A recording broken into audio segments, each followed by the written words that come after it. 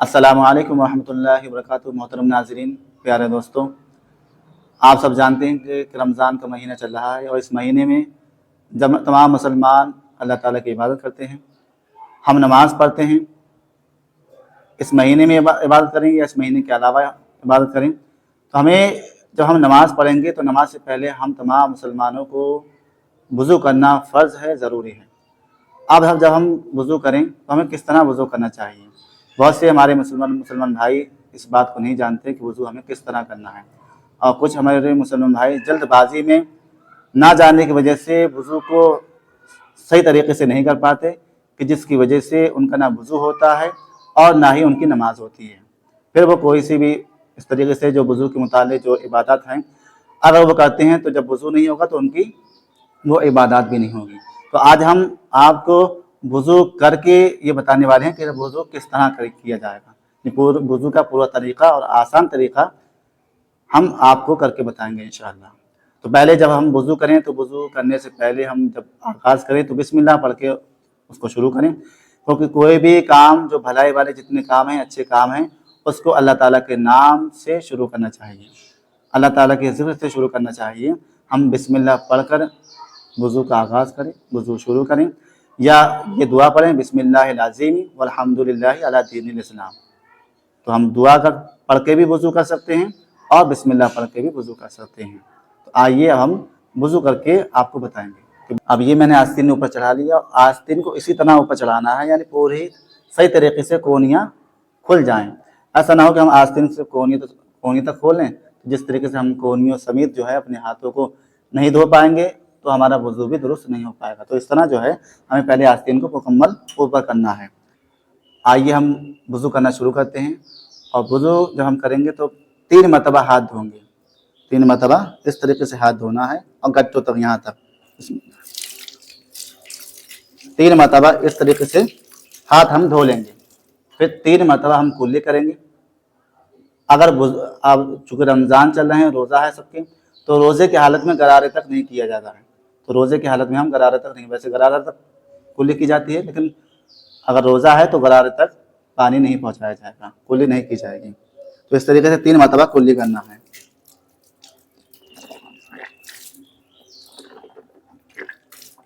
अगर मिसवाक है तो मिसवाक आप इस्तेमाल कीजिए, अगर मिसवाक नहीं है तो उंगली से दांत साफ कर सकते हैं, इस तरीके से।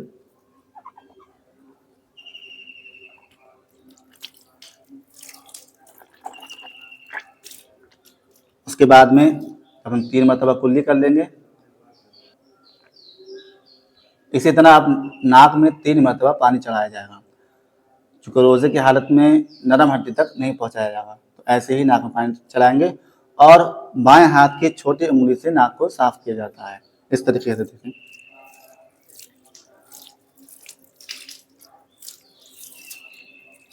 तो इस तरीके से कुल्ली कर ली और नाक में पानी चला लिया। अब हमें चेहरा धोना है।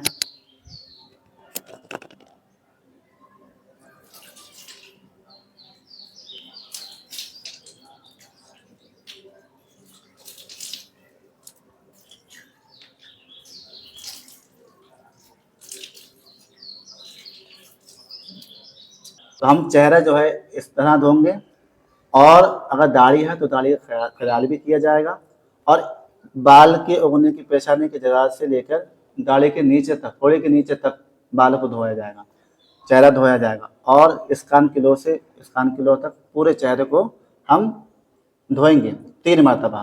तो ये धोना, और लेकिन हम जब पानी डालें चेहरे पर तो छपक के ना मारे जाए, तो ये कोई छपक के मारना है, ये मकरूह है, इससे वज़ू मकरूह हो जाता है।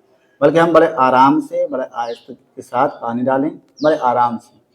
इस तरीके से हमें धोना है। मेरा फिर आपको जो है 3 मरतबा चेहरे पर पानी डाल के बताता हूँ, इस तरीके से हमें चेहरे को धोना है। देखिए,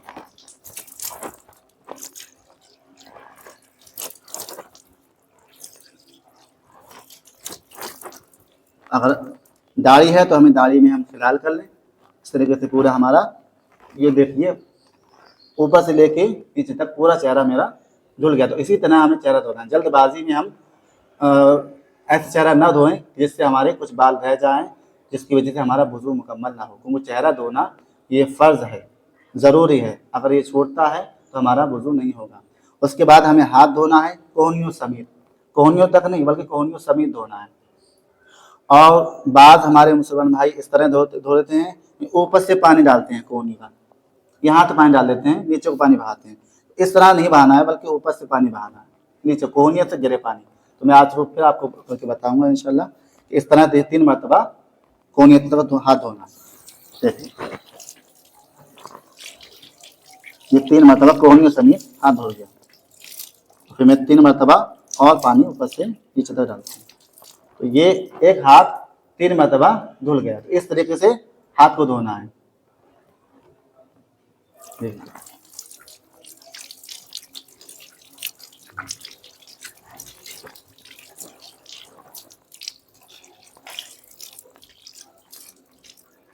तो अब हाथों को धो लिया कोहनी समेत, और कोहनियों समेत हाथ धोना ये दूसरा फ़र्ज़ है। और तीसरा फ़र्ज़ वज़ू के अंदर मसा करना है।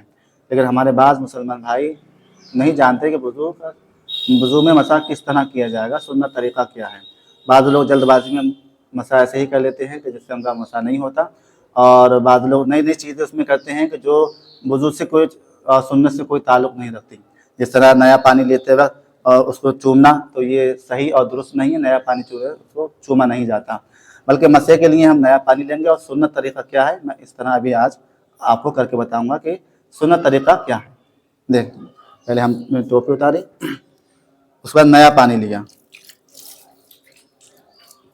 इस तरीके से उंगलियों को रखना है, देखिए, ठीक है। और 2 उंगलियां, दोनों शहादत की उंगलियां भी हमें छोड़ देना है, अंगूठा छोड़ देना है। इस तरीके से लेके पेशानी से हम लेकर आएंगे पूरे नीचे पीछे तक, इस तरीके से लेकर, और फिर पीछे से बैक करेंगे। इस तरीके से हमने बैक किया। अब ये शहादत की उंगली और अंगूठा हमारा जो बाकी है उसको हम कान में इस तरह करेंगे, कान का मसा, और अंगूठों से पीछे का मसा कर लेंगे। अब रहा हाथ का पुष्ट पीठ रही, उसको हम अपनी गर्दन पे इस तरीके से मसा कर लेंगे। तो ये सुन्नत तरीका है मसा करने का। तो हमें इसी तरीके से मसा करना चाहिए, और जल्दबाजी में ऐसा काम ना किया जाए कि जिससे हमारा वज़ू बेकार हो जाए। और फिर उसके बाद ये हो गया मसा करने का। उसके बाद हम पैर धोना है। तो हमें पैर इस तरीके से धोना है। पहले हम ऊपर से हम पैर धोंगे, ठीक, और खिलाल करेंगे उंगलियों में। शुमल या छोटी उंगली की जानिब से खिलाल किया जाएगा। छोटी उंगली की जानिब से खिलाल करेंगे अंगूठी की तरफ, और पूरा हम गट्टों समेत इसको हम धोएंगे सही तरीके से, अच्छे तरीके से, ताकि हमारा एड़ी पे या गट्टों के पास कोई भी बाल हमारा खुश्क न रह जाए, जिस्म का हिस्सा खुश्क न रह जाए, कि जिसकी वजह से हमारा वज़ू नामुकम्मल हो। फिर हमें बायां पैर धोना है, और बायां पैर धोएंगे हमने खिलाल दाहिने पैर में खिलाल छोटी उंगली की जानिब से किया था। अब बाएं पैर जब धोएंगे तो उसका खिलाल हम अंगूठी की जानिब से करेंगे, यानी बड़ी उंगली की जानिब से करेंगे। तो इस तरीके से हम पानी बहाएंगे और खिलाल भी हम करते जाएंगे, ताकि हमारा खिलाल और अच्छी तरीके से हम पैरों को धो सकें। तो ये हमें पूरा मुकम्मल तरीके से, ताकि कोई भी बाल हमारा खुश्क ना रह जाए। और एड़ी वगैरह जो जाड़े के मौसम में खुश्क रहती है और रह जाता है, तो हमें वो नहीं रहना चाहिए, ताकि हमारा वज़ू मुकम्मल हो जाए, अच्छे तरीके से हम धो लें। तो ये रहा वज़ू करने का मुकम्मल तरीका। उम्मीद करता हूँ कि आप सब इसको अच्छे से समझ गए होंगे। अल्लाह ताला से दुआ है कि अल्लाह ताला हम सबको अच्छे तरीके से वज़ू करने की और नमाज़ें पढ़ने की तौफ़ीक़ अता फरमाए। जब मुकम्मल वज़ू हो जाए तो वज़ू करने के बाद कौन सी दुआ पढ़ी जाती है? तो हमें जब वज़ू करने के बाद फ़ारिग़ हों तो काबा शरीफ की तरफ मुँह करके आसमान की तरफ नज़र करके ये दुआ पढ़ें, अशहदु अल्ला इलाहा इल्लल्लाह व अशहदु अन्ना मुहम्मदन अब्दुहु व रसूलुहु, अल्लाहुम्मा जअलनी मिनत तव्वाबीन व जअलनी मिनल मुततहहिरीन व जअलनी मिन इबादिकस सालिहीन। तो ये दुआ पढ़ के हम जो कोई भी हम काम करें, अच्छे काम करें, तो अल्लाह ताला का नाम लेकर शुरू करें, और जब इख्तिताम करें तब भी अल्लाह ताला की हम्द सना बयान करें। तो हर काम में हमें अल्लाह ताला की हम्द सना बयान करना चाहिए। और अगर ये वीडियो आपको ज़्यादा पसंद आई हो तो इस वीडियो को सवाब की नीयत से ज़्यादा से ज़्यादा शेयर कीजिए, और अगर चैनल पर नए हों तो चैनल को सब्सक्राइब कीजिए। अस्सलामु अलैकुम व रहमतुल्लाहि व बरकातुहू।